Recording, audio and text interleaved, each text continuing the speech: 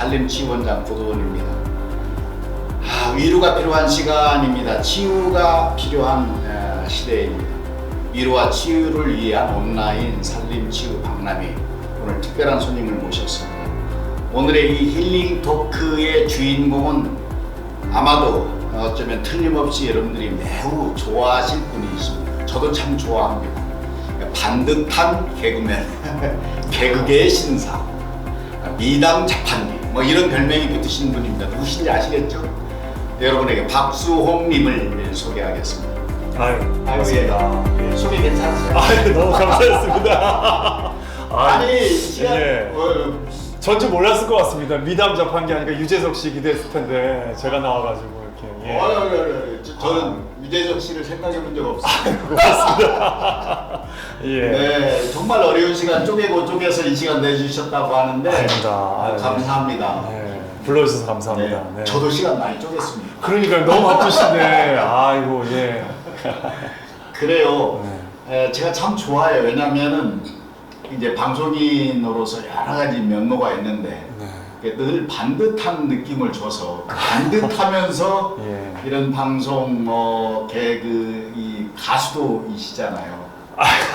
예. 도전을 해봤습니다. 이런 일을 네. 하기가 쉽지 않은데 네. 그 이면에 아마도 남다른 생각과 아픔과 어려움도 있지 않을까 이런 생각을 해봅니다. 어떻게 네. 생각하세요? 반듯한 뒷면에는 뭐가 있습니까? 많이 삐뚤어진 적도 있었고요. 제가 그 반듯하다는 말이 정말 부끄럽고 근데 뭐 하나 저한테 뭐 단점이자 장점이라면 제가 그 겁이 좀 많습니다. 겁이 많아서 사실은 뭐 방송하면서도 그 좀 조심스러운 면이 많았고 또 이제 그게 뭐 단점이 될 때는 새로운 도전을 계속 미뤘었고 근데 이제 진짜 겁을 내지 않아야 되는 부분에서도 선택을 안 했기 때문에 좀 후회할 때도 많았고요. 솔직히 제 인생에서 뭐 여러 가지 일이 있겠지만 뭐 그랬습니다. 네. 제일 후회할 때가 뭐였어요? 사랑에 대한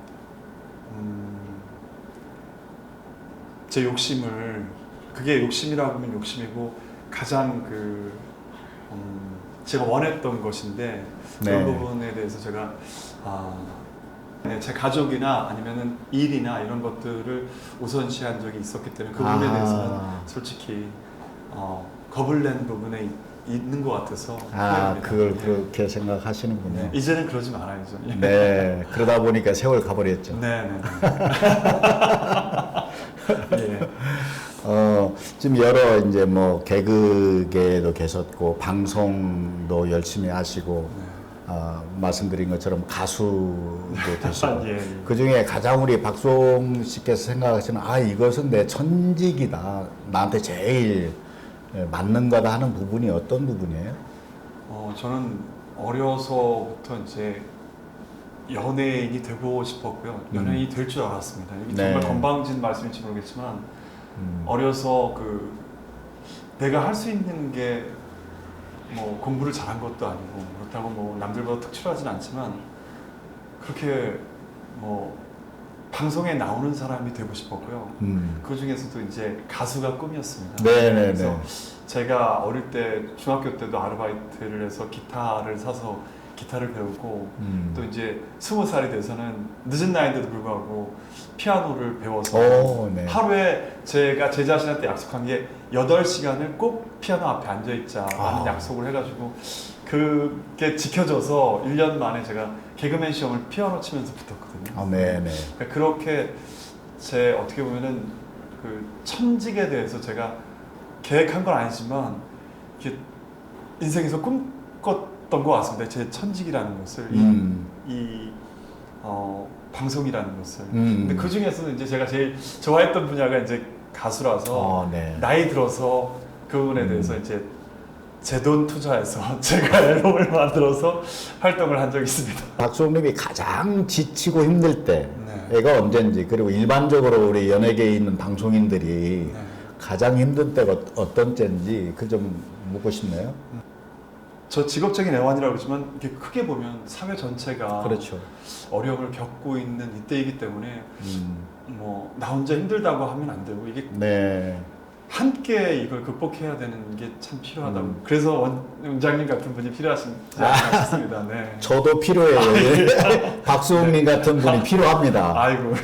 위로 받고 예, 저런 가운데서도 또 이제 웃음을 이끌고 이제 네. 철없는 것 보여서 엄마가 땀 흘리고 이러는 거 보면서 근데 네. 그 정말 시시때때로 정치율이라든가 이런 거에 네. 그 평가받아야 되는 것의 어려움을 어떻게 좀 더 우리가 더 구체적으로 좀 실감나게 좀 느낄 수 있을까요? 그러니까 뭐 다른 비정규직을 가지신 모든 분들의 애환이지만 하루아침에라는 표현을 많이 합니다. 그러니까 나는 잘하고 그렇군. 있다고 생각했는데 뭐 불과 3일 전에 문자로 통보받은 적도 있고요.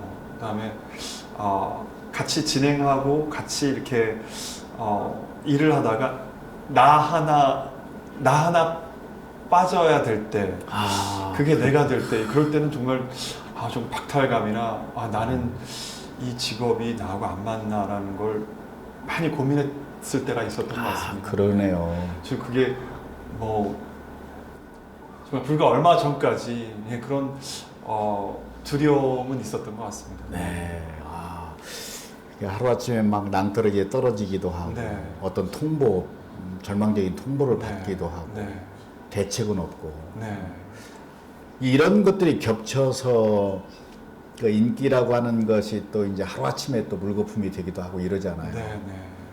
안티도 많이 생기기도 네. 하고 이런 것들이 겹쳐서 이제 연예인들의 큰 문제 중에 하나가 공황장애 뭐 이런 얘기를 하잖아요. 네. 가까이 있는 분들이 그런 것 때문에 고생하시는 분이 좀 덜어 있지 않나요? 네, 저도 뭐 주변에 본인은 아니고. 사실은 저는 참 멘탈이 좋은 편이라기보다 좀 단순한 편이라서 그나마 겸손하게 말씀하시는 거예요. 예. 예. 그런데 이제 그러시군요. 솔직히 말씀드리면 저도 승면이라는 걸 좀 원하고 그걸 좀 이렇게 좀 해보고 싶은 삶이 참 길었습니다. 이게 왜냐면 사실은 오늘도 스케줄이 이제 많다 보니까 아침 일찍부터 일어나다 보니까 네. 어젯밤에도 누워서 거의 뭐 1시간 넘게를 계속 자야 되는데라는 강박감에 이제 일이 많다 보니까 이제 그런 삶을 살았는데 제 주변에는 이제 일이 있어서도 그렇지만 더 힘든 건 일이 없어서 그렇죠. 그 강박감. 네. 그게 이제 또 일이 많아져도 그걸 유지해야 된다는 생각 때문에 뭐 제 동료 중에 뭐 김구라 씨도 그렇고 또 정말 밝은 성격인 차태현 씨도 그렇고 그렇죠. 네. 뭐 선배님 중에는 이경규 선배님도 그렇고 이 남희석 씨도 그렇고 이 공황 장애를 굉장히 많이 힘들어하는 걸 봤습니다. 이게 제가 주변 분들 보면서도 그렇고 저도 이제 같이 느끼는 거지만 그때 제가 하나 느낀 게 이제 세상에 정말 공짜는 없구나. 이제 많은 분들이 주시해 주시고 관심을 가져주시고 애정을 가져주신다고 하지만 그것을 오로지 유지하고 이어나가고 아니면 또 언제 한순간 또 끌어내릴지 모르는 그 직업을 가진 사람들의 똑같은 애환이겠구나. 왜냐면 선택받아야 되니까. 그렇죠. 선택이 안 되면 그렇죠. 근데 그것도 일부분 몇 분들은 이제 자신이 선택할 수 있겠지만 그 나머지 많은 분들은 거의 99%는 기다려야 되는 삶이니까 그런 부분에 있어서 압박감이 많은 것 같습니다. 네. 자, 그런 상황에서 우리 박수홍 씨께서는 마인드 컨트롤이라든가 마음의 고요함이나 이런 어떤 방식으로 찾습니까? 저는 감사하게도 이제 그 제 주변에 좋은 분들이 정말 많았고요. 그리고 지금도 그렇지만 저는 이제 어릴 때부터 이제 그 삼형제 중에 둘째였습니다. 그래서 이제 본능적으로 사랑을 그랬던 것 같아요. 이제 부모님께도 사랑을 많이 받고 싶고 지금도 제가 제 성향을 이렇게 뒤돌아보자면 사랑받고 싶어하는 것 같아요. 그러니까 참 어떤 면에서는 제가 제 자신에 대해서 굉장히 불만족스러운 게 왜 나는 이기적이지 못하고 누군가가 이타적으로 이렇게 누군가가 행복해하는 모습에 그걸 비춰서 내가 행복한가? 진짜 내가 좋아하는 걸 원하는 걸 얘기하지 않고 왜 나는 누군가가 행복해하면 그거에 만족할까? 일례로 저는 뭐 제가 원하는 차나 아니면 차 종이나 아니면 내가 정말 갖고 싶은 집 인테리어라든가 이런 것들을 제가 스스로 선택한 적이 거의 없습니다. 저는 이제 부모님이 좋아하신다면 누군가가 이제 편안해한다면 가족들이 물론 그런 부분에 있어서 정말 그랬기 때문에 제가 이제 한편으로는 그분들을 만족시키는 부분도 있었겠지만 궁극적으로는 이기적인 부분들이 꼭 있어야 되는데 내가 진짜 원하는 사랑을 찾아가고 내가 정말 원하는 어떤 그 삶에 대한 고집들이 있었어야 되는데 라는 생각을 하게 된 게 근래입니다. 이 코로나19라는 게 제 주변에 이렇게 많은 사람들하고 얘기해 보면 제 자신을 뒤돌아보게 되는 그 시기가 된 것 같아서 저도 참 제 자신한테 조금 놀래고 있고 요즘은 저한테는 사랑하는 존재들이 생겼습니다. 말씀드릴 수 있는 부분은 딱딱딱딱딱. 예, 감사합니다. 네. 얼마 전에 제가 이제 작년인데 길고양이 다홍이라고 이름이 그 친구를 만나고 나서 고양이 얘기하고 있는 건 지금 사람이 아니고 사람도 있고요. 사람도 있어요? 네. 오케이. 네. 근데 그런 부분에 있어서 제가 정말로 이게 거짓말이 아니라 내가 자식을 낳으면 전 자식을 낳은 적이 없으니까 누군가를 통해서 이렇게 사랑을 주고 사랑을 받는다는 게 이렇게 행복하고 이거 드신 분들이 고양이 얘기를 하면서 저런 얘기를 하나 이럴지 모르겠지만 키워보시지 않은 분들은 모를 거예요. 저는 그러군요. 그러군요. 세상에 이렇게 저를 행복하게 해주는 존재가 있다는 게 너무 물론 부모님이나 이런 분들한테 너무 제가 그 사랑을 많이 받았지만 제가 누군가를 위해서 오롯이 너무 웃으시는 게 근데 사는 사람 계속 얘기해서 그 나이에 요즘에 이제 좋은 일이 있나 생겨요. 예, 그럼요. 근데 저 충분히 이해합니다. 이제 코로나 말씀하셨는데 요즘에 코로나 블루 얘기잖아요. 블루라는 게 이제 우울이라는 뜻이거든요. 뭉쳐 있다는 뜻인데 이 우울은 어떤 분이 이런 얘기를 해요. 심하면 죽고 싶다.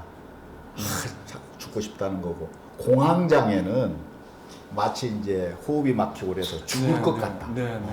죽을 것 같다 이런 거거든요. 그 차이가 좀 있어 보이는데 코로나 블루 우울증은 없으세요? 코로나 블루 코로나 블루고 상관없이 이게 연예 활동하시면서 제가 솔직히 근래에 좀 아까 말씀드렸듯이 제 자신에 대해서 좀 뒤돌아보면서 솔직히 이건 요즘 이 시대를 사는 모든 분들이겠지만 돌아보게 됐고요.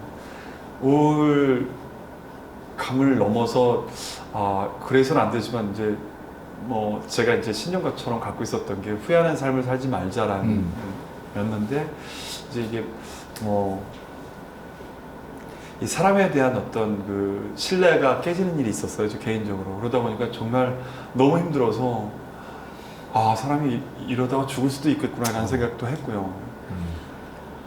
근데 저는 한편으로는 제 직업적인 이 고뇌이면서 감사함이 방송에 나가면은 제가 즐거움을 드려야 되는 직업이고 밝게 진행을 해야 되고 이렇게 누군가 이게 직업적인 습관이 되다 보니까 사람들 많은 자리에 가서는 밝은 모습으로 저를 이렇게 치장을 해야 되고 그러다 보니까 그게 여기에 맞는 말인지 모르겠지만 행복해서 웃는 게 아니라 웃어서 행복하다고 제가 일부러라도 직업적으로 웃다 보니까 그게 많이 좋아진 것 같습니다. 저는 그래서 제 직업에 더 감사하고 만약에 이게 이제 도움이 된다면 힘들어하시는 분들한테 웃을 일이 없겠지만 내 옆에 있는 아주 가까이 있는 사람과 함께 웃을 수 있는 시간 또 꿈이 그대를 춤추게 하라 해서 그 말이 있지 않습니까? 삶의 성공이라는 건 내가 사랑하는 사람을 만나는 거 내가 이 세상을 바꾸기 위해서는, 내가 성공된 삶을 살기 위해서는 사랑하는 사람 그 하나를 만나는 게 세상을 바꾸는 첫 번째 일이다라고 하셨잖아요. 네. 저는 그 말을 제 삶에서 그렇죠. 많이 정말 대입을 해봅니다. 네네. 정말 지당하신 말씀입니다. 조울이라고 하잖아요. 좋을 때는 너무 좋고, 네. 안 좋을 때는 너무, 이 격차가 심한, 이게 감정의 기복이 심한, 이게 굉장히 위험하다고 하는 거죠. 그러면 우리가 이제 명상을 하고 마음을 관리한다는 것은 그 가운데 길, 너무 좋아하지도 않고 너무 슬퍼하지도 않고 이런 것이고, 이제 사람들에게 웃음을 주는 직업이잖아요. 네. 그런데 그 웃음이 꾸며진 것이 아니고 자기 삶으로 체화됐을 때 이제 시청자들이 느끼는 거거든요. 네. 그분의 삶을 통해서 네. 그분의 이 앞과 뒤가 같음을 보면서 감동하고 이러는 건데, 네. 이런 부분에서 꿈이 그대를 춤추게 하라 이 얘기를 하니까 제가 좀 보람을 얻습니다. 진짜로 제가 그 책에서도 제가 느낀 건데, 저도 예전에는 실패하지 않으려고 발버둥 쳤거든요. 네.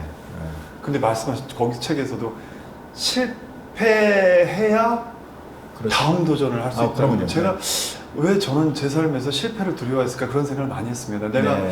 내가 사랑받으려고 막 노력하고, 내가 나를 잘 모르는 사람들한테까지도 직업적으로 관심을 받아야 되고 사랑받아야 된다는 이 고정관념이 있었기 때문에 저를 더 힘들게 한 것 같습니다. 그래서 저는 그 책을 읽고 나서 이제 정말 실패하자. 이게 사람한테도 실패하고 내 일에서도 적당히 내가 못하는 부분을 이건 정말 실패했다고 인정하면 그 다음부터 제가 새로운 길이 열리더라고요. 저는 그 부분에서 많이 배운 것 같습니다. 감사합니다. 지금 사랑의 실패 말씀하셨잖아요. 네. 사랑도 사실은 여러 번 실패하고 좌절을 겪어야 이제 직관도 생기고 더 좋은 사랑을 만나기도 되죠. 정말로 저는 그 말씀을 믿습니다. 저는 예전에는 어느 정도 포기한 부분이 많았는데요. 지금은 저를 온전히 희생할 수 있고, 제가 너무나 간절히 바라는 사랑을 이루길 꿈꿉니다. 그리고 이룰 수 있을 거라고 생각을 하고요. 예전에는 한때 제가 방송에 나와서도 사람마다 다양하기 때문에 결혼 안 한 사람도 있을 수 있고, 결혼 안 하는 것이 당연한 세상일 수도 있다, 이런 얘기를 했었는데, 저는 지금은 또 생각이 바뀌었습니다. 이게 코로나 때문이기도 하지만 제가 제 자신의 아까 말씀드렸듯이 밑바닥까지 한번 발을 딛고 나니까 그 다음에 꿈이 생겼습니다. 뛰어오를 수 있는 꿈이. 내가 태어나서 가장 바랐던 게 뭐냐면, 무작위 나를 모르는 사람들이 나를 사랑해 주는 것이 아니라 내가 정말 온전히 내가 알고 사랑할 사람을 만나고 그 사람한테 사랑을 받는 게 제 꿈이 됐습니다.